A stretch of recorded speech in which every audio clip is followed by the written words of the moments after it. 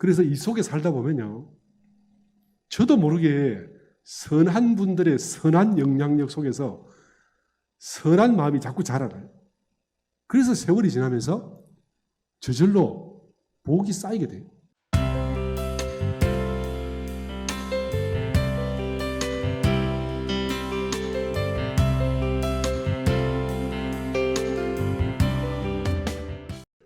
오늘은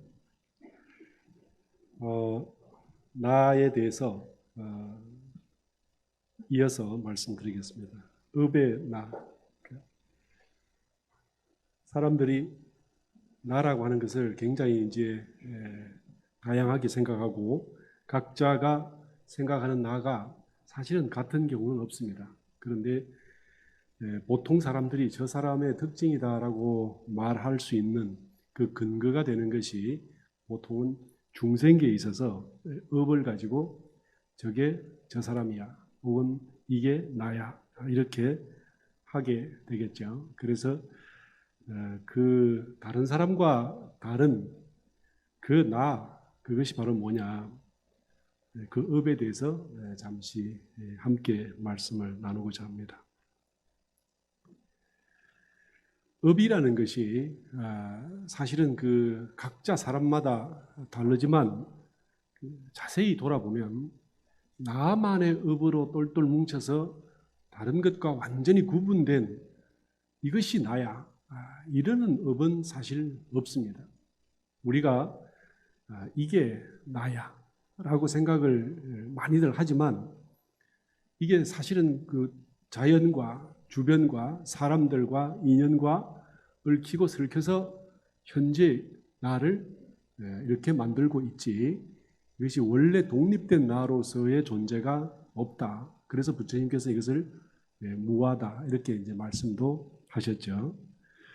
그런데 이제 보통 사람들은 우리가 나라는 게 이렇게 확실하게 있는데 일정 정도 다른 사람들 혹은 다른 환경들 혹은 자연의 이렇게 그 영향력 속에서 이렇게 있기 때문에 주로 나고 약간은 주변의 경계를 인연받아서 그래서 내가 이렇게 있다라고 생각을 하는 마음을 놓지 못하기 때문에 그래서 무아가 될 수 없고 나라는 것에 국집하고 이것이 나다라는 그 애틋한 마음을 놓지를 못하는 거죠. 그래서 이게 나야라고 생각하는 그 애틋한 마음을 누가 시비를 하면 거기 이제 분한 마음이 나오고 미운 마음이 나고 싫은 마음이 나고 이렇게 해서 그래도 뭔가 나가 있어 라는 생각이 굳게 잡혀 있고요. 그리고 이걸 누군가가 해코지를 하거나 괴롭히거나 손해를 입히면 이제 거기서 저 사람이 나쁜 사람이 되고 미운 사람이 되고 원수가 되고 이렇게 가는 것입니다. 그런데 자세히 보면요, 결국 우리가 형성되는 것이 시작은 부모님의 인연으로 인해서 이렇게 우리가 생기죠. 그래서 이걸 이제 예전에 현사 스님께서 말씀하실 때 어머니와 아버지의 허망한 인연으로 우리가 생겼다 이렇게 말을 하셨어요.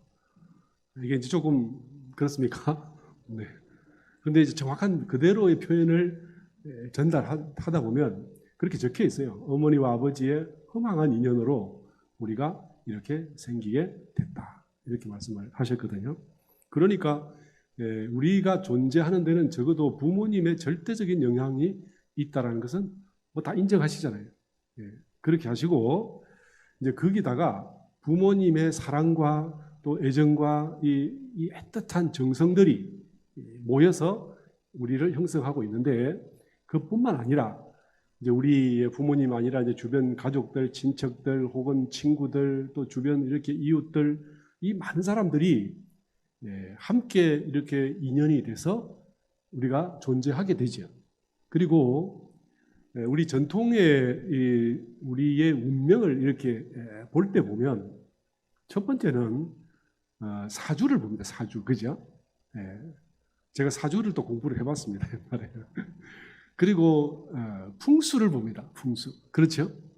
네, 저도 풍수 공부를 또 해봤습니다. 제가. 네. 사주, 풍수, 그 다음에 또 뭐 있습니까? 관상이 있죠. 네, 관상이 있습니다. 그래서 이런 것이 왜 사주와 풍수가 도대체 어떤 의미를 가냐면요. 사주는 연월일시잖아요. 네, 이 연월일시가 어떻게 됐는가에 따라서 우리 운명이 결정이 된다라고 하는 것이 사주죠. 네, 그러면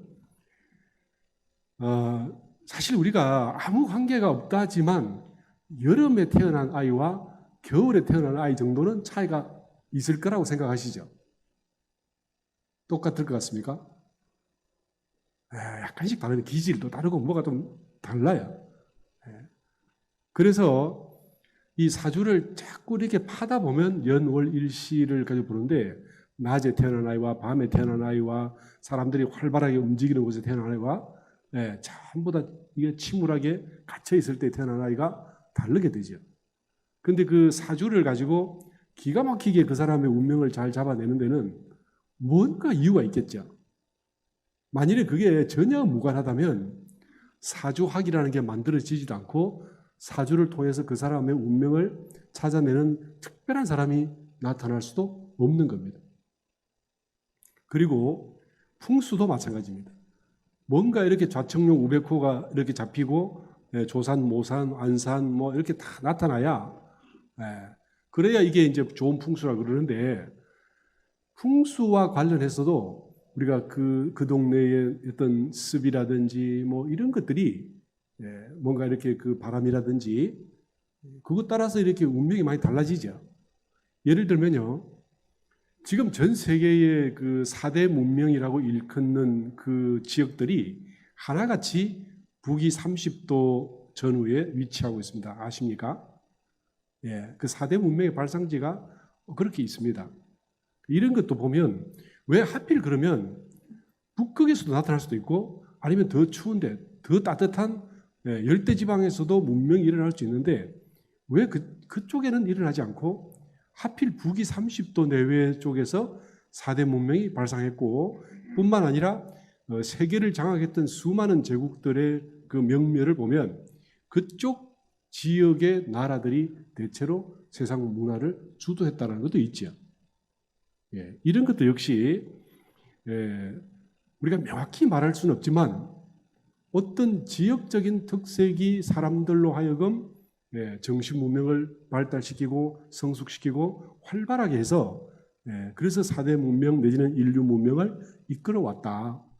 이렇게 말할 수도 있죠. 그리고 유명한 관상가들도 굉장히 많이 있습니다. 이것은 결국 자연 환경이나 시운이 사람들의 어떤 운명이나 일생에 영향을 상당 부분 미치고 있다는 것에 대한 반증이기도 합니다. 그렇다 해서 제가 이걸 공부하시라는 말씀은 아니고요. 그래서 자연 환경을 소홀히 할 수 없고 이것을 이제 우리가 하늘이 맑고 바람이 쌩쌩할 때의 우리의 기분과 자신감이나 습하고 구름 끼고 우울하거나 비 올 때의 어떤 감정들이 확연히 다르다는 것은 명확한 일이고 또 이렇게 어떤 산천에 놀러를 갔는데 구름이 내지는 안개가 있고 비가 보슬보슬 내릴 때에 그때의 자연의 느낌과 쾌청하고 맑을 때의 느낌이 확연히 또 다른 것도 있기 때문에 자연 환경이 우리하고 정서랑 굉장히 많이 관련되어 있다는 것은 확실하죠. 이것을 단순한 미신이라 할 것이 아니라 어떤 이유들이 저는 있다고 생각을 합니다. 그런데 이것만 그러면 환경이냐? 그렇지는 않죠.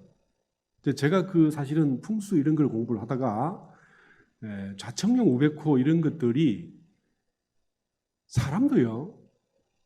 이렇게 아버지와 어머니 그다음에 삼촌 이렇게 사촌 이런 사람들이 잘 갖춰져서 훌륭한 어떤 이렇게 그 인맥을 이루고 덕을 갖추고 실력을 가지고 건실한 이렇게 어떤 정신 내지는 가치관으로 열심히 살아가는 그 가족들 주변에서 훨씬 건강하고 튼튼한 자녀들이 태어나서 사회에 공헌할 확률이 높다라는 거죠. 그래서 제가 그 인맥의 풍수는 어떻게 생겼을까에 관련돼서도 조금 공부를 해봤습니다. 그런데 생각 외로 우리가 인적 환경이라는 것이 굉장히 중요하다라는 그런 것을 제가 좀 느끼게 됐고요. 그래서 우리가 이 좋은 인간적 관계 형성을 위해서 부모님들이 많이 노력하신다는 것도 잘 알고 계시고, 그래서 우리가 좋은 스승님을 찾는다, 좋은 친구를 찾는다는 노력을 애를 써서 하시고 자녀들을 그런 환경 속에서 키우기 위해서 전력을 다 하시죠. 그래서 이런 것들도 결국은 우리의 성장에 도움 주는 환경이다 하는 것을 제가 말씀을 안 드려도 아마 다 아실 걸로 생각을 합니다. 그리고 사회 분위기도 있죠. 그러니까 사회의 정서, 사회의 제도, 그 다음에 어떤 어떤 민족이나 이런 사람들의 특성이나 어떤 관습이나 풍습이나 이런 것들도 그 사람의 성장에 굉장한 도움을 주기도 하고 혹은 장애가 되기도 합니다. 그래서 우리가 이 환경이라는 것을 벗어나서 살 수는 없다. 이것은 알겠는데 그러면 환경이 우리에게 얼마만한 영향을 미치냐? 여기에 혹시 아실지 몰라도 2대8의 법칙이라는 게 있습니다. 예전에 어떤 개미를 연구하던 사람이 개미가 가만히 보니까 80%는 빈둥빈둥거리고 20%의 개미만 열심히 일을 하더라. 80%의 개미를 왔다 갔다 그냥 하기만 하지 일을 잘 안 하고 그 20%의 개미만 열심히 일을 하길래 핀셋으로 이 노는 개미를 다 드러내봤대요. 드러내봤는데 그 20%만 남았으니까 열심히 일할 것 같지 않습니까? 그런데 그 남은 20% 중에서 또다시 80%는 적당히 놀게 되고 그 또 20%만 열심히 일을 하더라. 이거 잘 알고 계시죠? 예, 아마 여기저기서 그런 이야기가 많이 나왔을 겁니다. 그런데 이것이 어떤 사회적 어떤 환경이 주는 혹은 그 어떤 조직이라는 어떤 패러다임이 결국은 어쩔 수 없이 이런 2대8이라는 걸 만들 수밖에 없다는 주장을 하는 거거든요. 그런데 사람도 역시 이게 2대8과 똑같다라고 주장하는 사람들이 많이 나타나고 있습니다. 그래서 이것을 사회적 환경이다 이렇게 하는데 제가 이 말씀을 드리는 이유는요. 결국은 환경의 영향을 우리가 생각보다 많이 받고 있다는 거고 이걸 이제 원불교식으로 말하면 사언의 영향이 절대적이다는 이렇게 제가 표현을 해봅니다. 그리고 이 사언의 영향을 내가 근실하게 이렇게 존재하는데 조금씩의 도움을 받아서 내가 있다가 아니라 대종사님 표현대로면 천지 없어서는 살 수 없다. 부모 없이는 살 수 없다. 동포 없이는 살 수 없다. 이렇게 하시잖아요. 그렇기 때문에 없어서는 살 수 없다는 말은 자연 환경이 그대로, 사회 환경이 그대로, 인간적 환경이 그대로 나의 전부를 이루고 있다. 이렇게 말씀을 바꿔도 되겠지요. 그래서 우리가 나의 존재, 사람이라고 한 표현을 만일에 나로 바꾸면요. 나는 사언의 결과물이고 이걸 돌려 말하면 환경의 결과물이다. 이렇게 해도 되겠죠. 나는 사언의 결과물이고 그래서 이 사언을 잘 알면 이것이 지연보온이다. 지연하고 보온으로 가는 지름길이 된다. 그래서 제가 지난번에 말씀드린 것처럼 은혜를 모르면 보온을 하고 싶은 생각이 덜해지고 조금 해놓고 생색을 내기가 쉽고 그러니까 은혜를 완전히 느끼게 되면 아무리 내가 보온을 해도 내가 잘났다, 내가 많이 했다 이런 생각이 들지 않는다는 거죠. 그러니까 환경이 사언이므로 우리가 사언에 대한 은혜를 알아서 지연해서 거기서 따라서 보온을 하면 어떤 결과가 나타나냐면요. 똑같은 사언이지만 사람 따라 사언이 주어지는 게 다르단 말이에요. 그렇죠? 그래서 이게 바로 뭐냐면 여기서 인과가 나타납니다. 내가 지은 만큼 받게 된다는 이치가 여기서 결정이 되는 거죠. 그러니까 우리가 사은인 줄, 통으로 사은인 줄 알아서 보온하면 통으로 은혜가 오게 되고, 그렇죠? 근데 일부가 사은인 줄 알아서 일부만 하게 되면 은혜가 일부만 오게 되겠죠. 그렇게 해서 우리가 다 똑같이 환경 속에 똑같이 있는 것 같지만 저마다 받을 때는 그 지은 바 따라 역력히 다르게 받게 된다.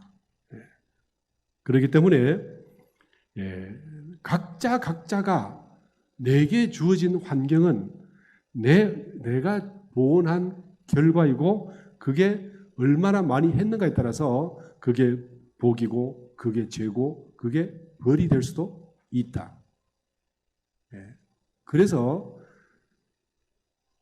지연을 똑바로 해야 된다. 지연을 제대로 해야 되고 지연을 완전히 해야 된다. 이렇게 제가 말씀을 드립니다.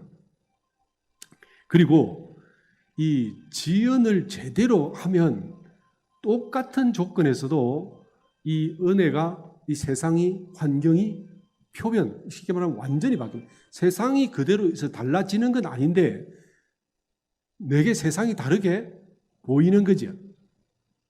그래서 우리는 세상이 만일에 감사로 보이고 은혜로 보이지 않는다면 나는 아직 복을 크게 지을 수는 없겠다. 내게 찾아오는 인연마다 이 사람은 좋은 사람, 이 사람은 나쁜 사람, 저 사람은 골치 아픈 사람, 이 사람은 빼내야 될 사람 자꾸 이렇게 나눠지면 나는 아직 무한한 복을 지을 수 있는 내게는 힘이 없기 때문에 포기합니까? 이때는 도움을 받아야 되겠죠.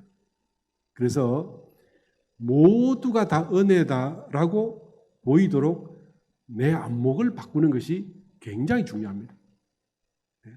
우리가 살다 보면 모두 다 부처로 보인다라고 하면 그건 부처님이죠. 부처님만이 오직 보살과 부처님, 우리가 보면 출가위, 대각 열애위만이 모두가 다 부처로 보이게 되는 겁니다. 출가위가 안 되면요, 법강 항마위라도 좋고 싫은 사람이 있어요. 그런데 싫은 사람에 대해서 내가 불법을 행하지 않고 법이 이긴다. 그렇기 때문에 그게 항마이지. 만일에 그 사람이 저 사람이 나쁜 사람이에요. 내 눈에 볼 때. 그래서 저 사람한테 난 나쁜 사람이니까 나쁘게 하고 싶어요. 그런데 이건 불법이기 때문에 참고 이겨서 불공을 하게 된다. 이것이 항마입니다. 항마라는 게 뭡니까? 마가 있는데 이겼다는 말이죠. 마에게 지면 상전이고, 그죠? 뭐 지면 또 상전보다 밑일 수도 있습니다. 그러나 적어도 싸우는 단계는 맞지요. 그러나 항마는 자타 구분이 있고 그리고 시비선악이 있어요. 그런데 출가위가 되면 자타가 없어요. 이게 차이가 뭐냐면요, 손가락을 하나 다쳤어요? 그러면 얘가 미워. 이 항마입니다. 이 손가락이 아픔이 느껴져서 어떻게든지 얘를 치료해야 되겠어. 안타까운 마음이 나요. 이게 출가예요. 전부 다 난데 이 손가락만 미워할 이유가 없죠. 그러니까 사실은 항마와 출가위는 천양지차입니다. 항마는요, 시비가 생겨요. 미움이 생겨요. 저 사람 제끼고 싶어요. 그런데 참는 거지. 물론 그래서 항마도 법을 넘어서 행하지 않기 때문에 성자로 성이 올랐다 그러죠. 그렇지만 출가인은 애초에 미움이 없습니다. 미움이 없기 때문에 미움을 따라 일어나는 분별도 없고 시비도 없고 그러므로 번뇌가 없습니다. 이것이 출가입니다. 출가랑 항마는 이루 말할 수 없는 차이가 있게 되는 겁니다. 문제는 우리가 출가위가 되지 않으면 시비 분별이 나고 머릿속에서는 번뇌가 자꾸 이렇게 새끼를 치게 되죠. 번뇌가 새끼를 치면 이게 내가 못나서가 아니고 사람들은요, 내가 중요하고 독립된 나가 있고 환경의 영향을 조금 받는다 생각할 때는 나라는 게 중요해서 죄도 내 것이고 복도 내 것이라고 생각합니다. 그러나 내가 없고 환경의 영향인데 이 환경을 내가 어떻게 보고 지연을 어떻게 하고 보완할 자세가 어떻게 됐는가 이렇게 딱 보게 되면 죄를 짓지 않죠. 보통 사람들이 내게서 번뇌가 나는 이유는 모두 여기에 근거하고 있습니다. 그러니까 사람들이 내게 좀 나쁜 마음 혹은 찌질한 마음, 내게 좀 화나는 마음, 내게 뭔가 이렇게 다른 사람에게 욱하는 마음이 나면 내 문제를 여기지 마시고 내가 아직 지연을 제대로 못했다 이렇게 생각하시면서 자기 괴롭히기를 벗어나셔야 됩니다. 그런데요, 이 원불교 회상이 참 대단한 게 제가 여기 원불교 와서 40년 조금 안 됐는데 저절로 감사심이 별 수행을 좀 게을리 했는데도 저 참 게을르게 살았거든요. 그런데도 이렇게 적당히 살았던 물론 이제 사리 연구는 열심히 했어요. 그러나 복 짓는 거 참 게을리 했습니다. 그리고 제 속에 번뇌를 닦는 걸 좀 게을리 했는데도 원불교의 이 사언의 프레임이 이 사언 윤리가 이 천지 만물이 다 나와 불과 분리에 있는 이 상황을 알게 만드는 그래서 이 속에서 또 우리 교도님들이 다 그래도 세상 사람보다 훨씬 낫지 않습니까? 우리 교도님들 잘 모르시겠어요. 저는 제가 보니까 세상 사람하고는 비교할 수가 없습니다. 그래서 이 속에 살다 보면요, 저도 모르게 선한 분들의 선한 영향력 속에서 선한 마음이 자꾸 자라나요. 그래서 세월이 지나면서 저절로 복이 쌓이게 돼요. 제가 이 유튜브 하시는 분들께 죄송한데 유튜브를 보면 저랑 이 설교하는 사람하고 두 사람 1대1 맞닥뜨리지 않습니까? 그런데 교당에 이렇게 오시면요, 저보다 훨씬 선한 분들, 우리 교도님들이 제가 솔직히 말씀드리면 양정 있을 때도 그랬고 여기 와서도 보면요, 교무보다 선한 어른들이 참 많이 계십니다. 이거 팩트거든요. 그러니까 이런 분들하고 자꾸 어울리시다 보면 선한 영향력이 저절로 흘러다녀요. 넘쳐다녀요. 물들게 돼 있어요. 이것이 세월이 지나고 나면 어떻게 되냐? 우리도 선한 마음이 자라고 선한 마음이 들면 경계를 선하게 보고 순으로 보고 역으로 보지 않습니다. 결과가 어떻게 되겠어요? 지연을 다른 사람보다 훨씬 빨리 하게 됩니다. 지연이 잘 되면 보온이 잘 되겠죠. 이게 10년, 20년 이렇게 흘러다 보면 우리도 출가의 마음을 저절로 갖게 되는 그런 게 이게 우리 원불교의 복입니다. 그러니까 제가 양정에 있을 때 많은 교도님들이 교무님 저는 공부 한 개도 안 하고 그냥 교당만 다닙니다. 그런데 그렇게 말하는 분들이 훨씬 더 착해요. 또 보면 열심히 나를 닦아서 나를 만들리라 하는 분보다 저는 공부할 줄도 모르고 머리가 나빠서 학교 다닐 때도 공부도 못했고요. 어떻게 할 수가 없어요. 그냥 원불교만 다녀요. 이런 분들이 성정이 더 착해요. 제가 봤을 때. 그래서 뭔가 나를 이 사원으로부터 독립시켜서 나를 어떻게 하겠다는 사람들이 이렇게 뭉뚱그려서 사원과 합쳐가는 사람보다 속도가 떨어지는구나 이게. 제가 그런 느낌을 받았어요. 그러니까 늘 사원에 감사하고 사원에 보완하고 사원하고 함께 놀고 사원과 함께 자고 이렇게 하는 분들이 더 빠르다. 물론 그 속에서 공부도 하시고 또 하면 더 좋겠죠. 그렇기 때문에 우리가 비록 업은 똑같아도 내 마음이 긍정적 해석의 역량이 많아지면 우리의 안목이 확 달라지기 때문에 세상이 바뀝니다. 내가 그전에 볼 땐 저 사람이 나쁜 사람이었는데 지금 보니까 그렇게 나쁜 사람이 아니네.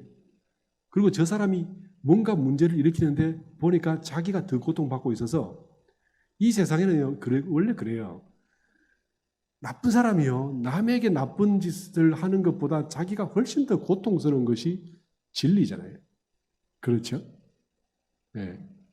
어리석은 사람이 다른 사람에게 어리석은 짓 하는 것보다 자기가 어리석음으로 해서 고통받는 게 더 크고, 표독스러운 사람이 남에게 표독스러움보다 자기 스스로의 마음을 해코지라는 게 더 큽니다. 이제. 그렇기 때문에 조금만 지혜를 갖추고 그 사람의 입장에서 한번 볼 생각만 하면 그 사람이 갑자기 불쌍한 사람이 되고 도와주고 싶은 사람이 되고 함께하고 싶은 사람이 되기 때문에 즉시 우리는 그 사람에게 은혜를 베풀고자 하는 마음이 생기게 됩니다. 만일에 내가 어떤 사람에게 은혜를 베풀기 싫다라고 그러면 나는 그 사람의 입장이 돼서 생각해 보지 않았다라는 증거입니다. 이것이. 예. 그래서 우리가 마음을 지연하는 마음으로 바꾸면 세상이 표변에서 보살로, 은혜로, 그죠? 성자로 이렇게 보이게 된다는 것입니다.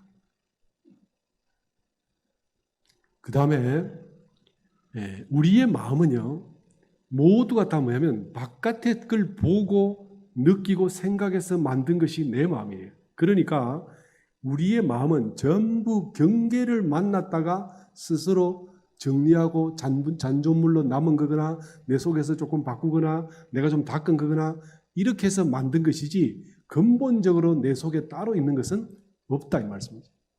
그래서 일체 중생의 모든 마음은 모조리 경계의 나타남이고 경계를 반연이란 말은 비춰냈다는 말입니다. 반연한 것이지 독립된 내 마음 같은 것은 없다. 그래서 부처님께서 무심이다. 이렇게 말씀을 하시는 겁니다. 내가 접하는 만일에 어떤 결핍이 하나 있으면 제가 그 회부에 적어놨죠. 결핍은 아픔이기 때문에 고통이고 아픔이고 쓰라림이에요.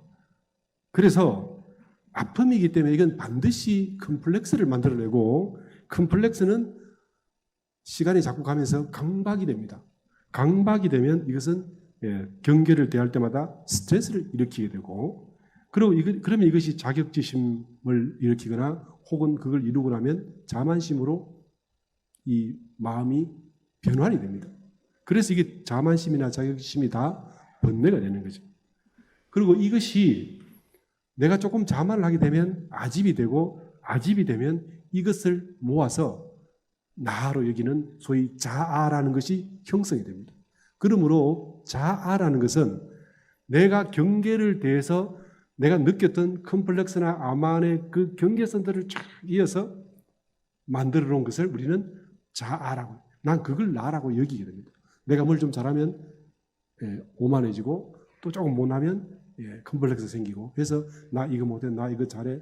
그런 것들이 무수히 엮여서 내가 일생 동안 경험한 것이 다 모은 것이 그것이 바로 우리에게 자아다. 그러니까 이걸로 나를 여기시면 안 되는 거예요. 실력을 좀 더 쌓으면 또 나아지고 실력이 좀 모자라면 또 더 심해지고 그래서 이것을 다 이거든 저거든 선이든 악이든 다 놓아버리고 나를 놓자. 우리가 여기서 나를 놓지 않으면 경계 따라 나를 잡아서 나를 괴롭히기를 끝도 없이 하게 된다는 거죠. 그리고 여기서 벗어나는 진급이 뭐냐? 이게 뭘 좀 잘하면요. 칭찬 듣죠? 칭찬 듣다 보면 몇 번 더 하면 그것이 재주가 됩니다. 남보다 보통 사람, 안 해본 사람보다는 확연하게 잘하게 되기 때문에. 그래서 이것이 이제 능력이 되고 능력이 서서히 자기의 자신감을 만들게 되고 자신감은 여유가 됩니다. 자신감 가져야 여유가 생기죠. 여유가 생기면요, 그 강박에서 벗어나서 약간의 해방이 옵니다. 이 마음에 해방이 오죠. 해방이 오면 이게 충분할 때 이제 해탈이 옵니다. 그쪽에 대해서 이러든 저러든 상관없어. 이런 마음이 생깁니다. 이 해탈이 오면 이제 그쪽에 대해서는 생각할 필요가 없기 때문에 능히 무심을 얻을 수가 있습니다. 일체 경계의 무심을 얻으면 곧바로 이것은 무아가 되고, 무아가 되면 부처님이 되는 것입니다. 수행은 이 길로 가는 것이죠.